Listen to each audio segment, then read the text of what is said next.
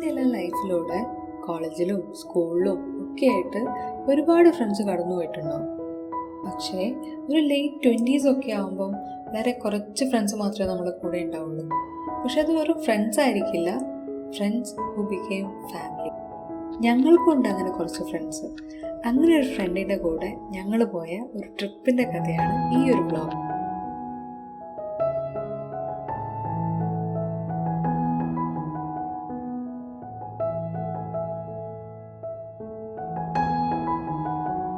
എല്ലാവരും പോലെ പ്രവാസിയായ ചങ്ങായി നാട്ടിൽ വരുമ്പോൾ ഒരു ട്രിപ്പ് പോകണമെന്ന് നമ്മൾ പണ്ടേ ഇട്ട പ്ലാനായിരുന്നു.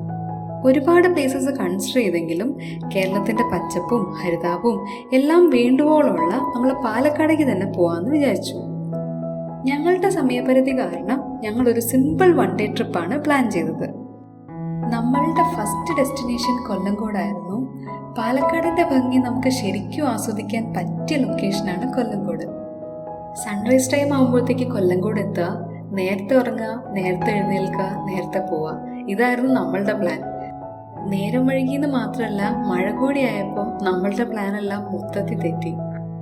കുറച്ചുകൂടി മുന്നോട്ട് പോയപ്പോൾ മഴ പെയ്തത് നന്നായും തോന്നി. കാര്യം പോകുന്ന വഴിക്ക് ചില സ്ഥലങ്ങളിലൊക്കെ കോടയെല്ലാം ഇറങ്ങി ഭയങ്കര ബ്യൂട്ടിഫുൾ ആയിരുന്നു കാണാൻ.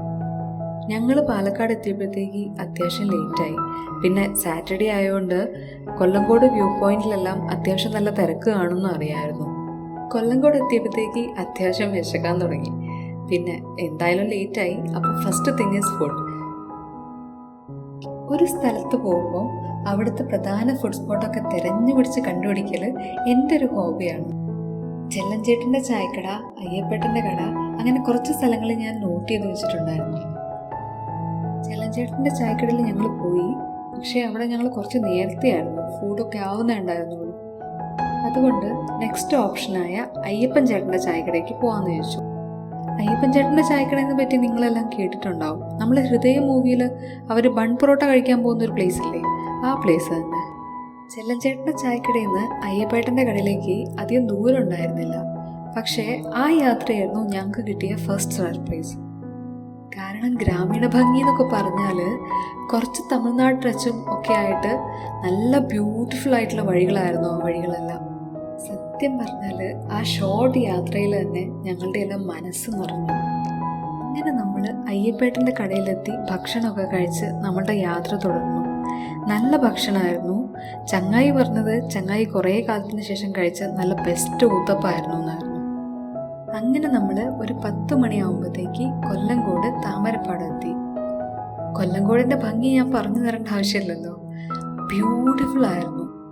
നമുക്ക് ആ ഒരു ഒറ്റ പ്ലേസ് കണ്ടാൽ പാലക്കാട് വേറെ ഒരു സ്ഥലം കണ്ടില്ലെങ്കിലും കുഴപ്പമില്ല എന്ന് തോന്നും, അത്രയ്ക്കും ബ്യൂട്ടിഫുൾ ആയിരുന്നു. ഇനി കൊല്ലങ്കോട് പോകാൻ പ്ലാൻ ചെയ്യുന്നവരോട് എനിക്ക് പറയാനുള്ളത്, എന്തായാലും കയ്യിലൊരു കുട കരുതണം. എന്തെങ്കിലും കാരണവശാൽ നമ്മൾ ലേറ്റായി പോവുകയാണെങ്കിൽ അത്യാവശ്യം നല്ല ചൂടാണ് അവിടെ. നമ്മളവിടെ ഒരു 11 മണിയാകുമ്പോൾ നമ്മളവിടെ നിൽക്കുമ്പോൾ അവിടുത്തെ ടെമ്പറേച്ചർ എന്ന് പറഞ്ഞാൽ 32 ഡിഗ്രി സെൽഷ്യസ് ആയിരുന്നു. അതുപോലെ ഡീഹൈഡ്രേഷൻ ഉണ്ടാവാൻ ചാൻസ് ഉള്ളതുകൊണ്ട് അത്യാവശ്യം വെള്ളം കയ്യിൽ കരുതണം. കുറച്ച് നേരം കൊല്ലങ്കോട് സ്പെൻഡ് ചെയ്തിട്ട് നമ്മൾ നമ്മളുടെ നെക്സ്റ്റ് സ്പോട്ട് പിടിക്കാമെന്ന് ആലോചിച്ചു. നെക്സ്റ്റ് പ്ലേസ് നമ്മൾ പോകാൻ വിചാരിച്ചിരുന്നത് വരിക്കാശ്ശേരി മനയായിരുന്നു. ഈ ഉച്ച വെയിലുള്ള സമയത്തൊക്കെ നമുക്ക് ആ മനയിൽ ചെലവഴിക്കാം, എന്നിട്ട് ഈവനിങ് നമുക്ക് മലമ്പുഴ പോകാമെന്നായിരുന്നു എൻ്റെ പ്ലാൻ. പക്ഷേ കൊല്ലങ്കോട് നിന്ന് വരിക്കാശ്ശേരി മനയിലേക്ക് 1 way തന്നെ 60 കിലോമീറ്റേഴ്സ് ഉണ്ടായിരുന്നു. അപ്പം ആ ഒരു പോയിട്ട് വരുന്നത് നമുക്ക് അത്ര വർത്താവില്ല എന്ന് തോന്നിയോണ്ട് നമ്മൾ നമ്മളുടെ ലിസ്റ്റിലുള്ള നെക്സ്റ്റ് പ്ലേസ് ആയ മലമ്പുഴ പോകാമെന്ന് വിചാരിച്ചു. അപ്പോൾ പോകുന്ന വഴിയിൽ ലഞ്ചും കഴിക്കാം, അങ്ങനെയാക്കാം നമ്മളുടെ യാത്ര എന്ന് വിചാരിച്ചു. കൊല്ലങ്കോട് നിന്ന് മലമ്പുഴയ്ക്ക് പോകുന്ന റൂട്ടിലുള്ള മീൻചട്ടി എന്ന റെസ്റ്റോറൻറ്റിൽ നിന്നായിരുന്നു ഞങ്ങൾ ഫുഡ് കഴിച്ചിട്ടുണ്ടായിരുന്നത്. നല്ല നാടൻ ചാപ്പാട്. ഞങ്ങൾ അവിടുന്ന് കഴിച്ചിറങ്ങിയപ്പോഴത്തേക്ക് ഞങ്ങളുടെ മനസ്സും നിറഞ്ഞു, വയറും നിറഞ്ഞു. അങ്ങനെ ഞങ്ങൾ ഞങ്ങളുടെ യാത്ര തുടർന്നു. മലമ്പുഴയിൽ വെസ്റ്റേൺ ഗാർഡ്സിൻ്റെ സീനിക് വ്യൂ കിട്ടുന്ന ഒരു റൂട്ടുണ്ട്. ഞാൻ ഈ പറയുന്നത് സൗത്ത് മലമ്പുഴയെ പറ്റിയിട്ടാണ്. മലമ്പുഴ എത്തിയിട്ട് ഞങ്ങൾ നേരെ പോയത് സൗത്ത് മലമ്പുഴയിലേക്കാണ്. ആ റൂട്ടിൻ്റെ ഭംഗി ഞാൻ പറഞ്ഞാൽ മനസ്സിലാവില്ല, നിങ്ങൾ അനുഭവിച്ചാൽ മാത്രമേ നിങ്ങൾക്കത് മനസ്സിലാവുള്ളൂ. നമ്മൾ എത്തിയത് നട്ടുച്ച വെയിലത്താണെങ്കിൽ പോലും അവിടുത്തെ കാറ്റും ശാന്തതയും എല്ലാം കൂടിയായിട്ട് മനസ്സിന് വല്ലാത്തൊരു കുളിർമ കിട്ടും നമുക്ക്. മലമ്പുഴ പോകുമ്പോൾ എല്ലാവരും തീർച്ചയായും പോയിരിക്കേണ്ട ഒരു റൂട്ടാണത്. മലമ്പുഴയിൽ നിന്ന് നമ്മൾ പോയത് കവയിലോട്ടാണ്. നമ്മളുടെ ഈ യാത്രയിൽ ചെറിയ ഫോറസ്റ്റ് എന്നൊക്കെ പറയാം, നല്ല ഗ്രീനറി ഒക്കെയുള്ള ഒരു കൺട്രി സൈഡിലൂടെയുള്ള ഒരു റൂട്ടിലാണ് നമ്മൾ പോയത്. സ്ഥിരമായിട്ട് ആനയൊക്കെ ഇറങ്ങുന്ന സ്ഥലമാണെന്ന് തോന്നുന്നു, അവിടെയൊക്കെ എഴുതി വെച്ചിട്ടുണ്ടായിരുന്നു. പക്ഷെ നമുക്ക് ആനയൊന്നും കാണാൻ പറ്റിയില്ല. ഈ ഒരു യാത്ര പക്ഷെ നമുക്ക് അത്രയ്ക്ക് ഹാപ്പി എൻഡിങ് ആയിരുന്നു.